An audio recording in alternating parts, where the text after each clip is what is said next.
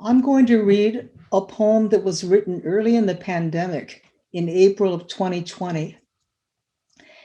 And I was beginning to be concerned about the acts of violence that were beginning to occur against Asians. And as we know now, in 2021 March, there have been something like over 3,800 reported cases of anti-Asian hate crimes. Pandemic postscript, or are we too visible again? This season, Asian Americans are the targets. The president pointing his finger at China, but no difference if we're Chinese or Korean, Japanese, Filipino, Vietnamese, Hmong. Because in a country ingrained in white privilege, slavery, genocide, we get the dubious and ever-changing honor of being invisible, a model minority, or yellow peril scapegoats. It's your fault. Go back to China. Calling COVID-19 the Kung flu is enough to incite the mob. We are warning each other to take extra precautions when riding the subway or going to the market. Don't be surprised if a non-Asian curses, pushes you, spits in your face. One woman taking her trash out is doused and burned with acid. Actor John Cho reminds us we belong here conditionally. The masks worn for this pandemic, not nearly enough to protect us.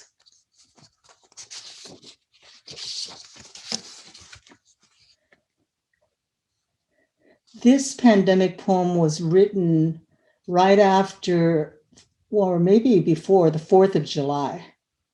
And it's written in these small haiku-like stanzas, which are called lunes. And for those of you that like to write poetry, a lune consists of a stanza that's 3 words, 5 words, then 3 words. Viral briefs for the farce of July. COVID-19 reminder, racism, a more deadly virus, our murderous tradition. Peaceful crowd gasps so a criminal compose, Bible in hand. What is freedom? To be American and Black and never know. Reverend Sharpton's reminder, 400 years of America's knee on Black necks. Civil War aftermath, Confederate flags, torches, white hoods, never put away. A dangerous disease could not stop we millions chanting George Floyd. Meanwhile, Trump's wall, children still locked in jails, families denied asylum. Kung flu mentality, a convenient excuse to attack our Asian Americans. Mount Rushmore monuments, all 4 presidents with shameful treatment of Indians. Even these lies in our Declaration of Independence, quote, merciless Indian savages, unquote. Yes, white justice was never meant for all, an empty pledge. Gotta keep marching, taking it to the streets, stand up united. The next poem you could call a rant that was written a week after the January 6th insurrection. This is karma. What goes around versus how could this happen in America? How deplorable, unbelievable. No, how inevitable. White supremacists and fascists storming the Capitol building, brandishing nooses and the Confederate flag. Haven't we seen this before? Ask any native tribal survivor. Ask the thousands whose father or mother or child was lynched. The millions who witnessed the smug white cop pressing his knee on George Floyd's neck. Imagine a young Black or Latino mugging for cameras with his feet on Nancy Pelosi's desk. We all know he'd never get the chance. No Black Lives Matters protesters in the mob.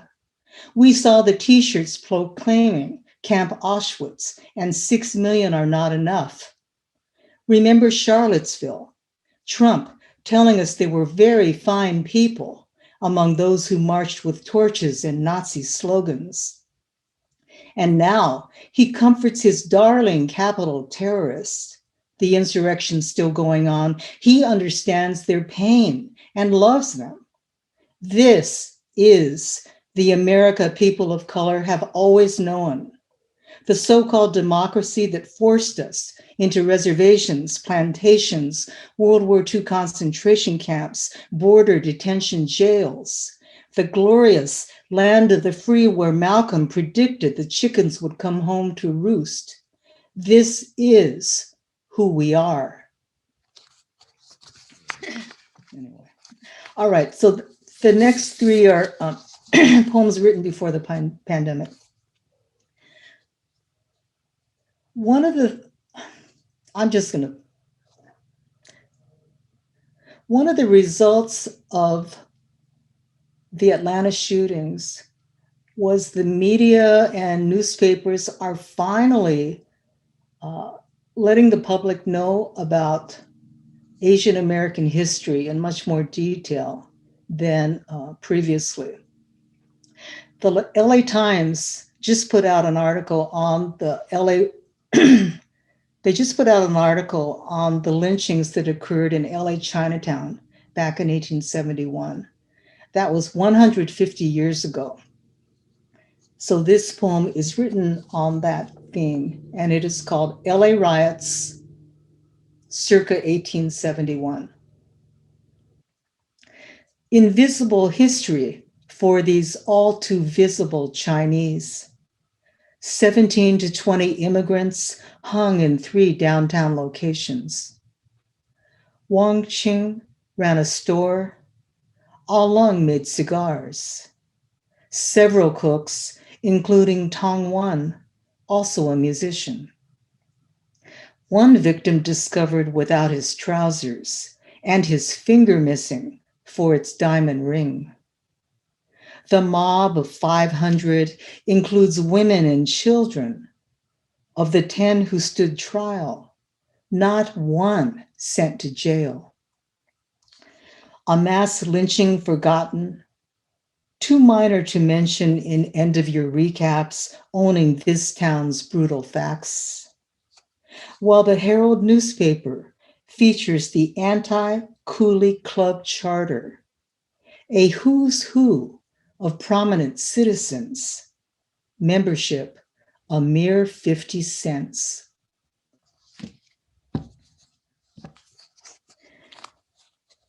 This next poem is one of the few rhyming poems I've done. And it's about being an Asian American woman. This has a quote from a well-known David Bowie song, China Girl, written in 1983. Oh, oh, oh, oh, oh, little China girl. The poem is titled Women's Lib, Asian American Style. I used to be called Oriental, equal parts Susie Wong, Japanese Pearl, China Doll, and Geisha Girl. I admit I'd been raised to nod and smile, but no way in hell was I ever going to grovel as your beaming ornamental. Never again your servile, oh so exotic, erotic, yellow jewel. It's funny, when I was doing readings for The Yellow Door, which this poem appeared in, some of the younger women who were Asian in the audience Out of all the poems I read, they said that was their favorite poem. This was back in what, 2015, 2016. All right.